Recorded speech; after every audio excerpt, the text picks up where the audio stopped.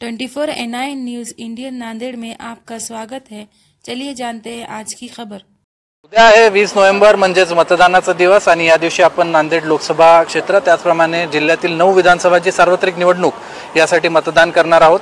त्यासाठी आवश्यक ती सगळी तयारी पूर्ण झाली आहे। आपल्या जिल्ह्यातल्या सगळ्या ज्या पोलिंग पार्टीज आहेत, मतदान पथक आहेत, ती आपापल्या केंद्रांकडे रवाना झाली आहेत। पोलीस प्रोटेक्शनमध्ये GPS ट्रॅकिंग करून या सगळ्यांचा प्रवास होणार आहे।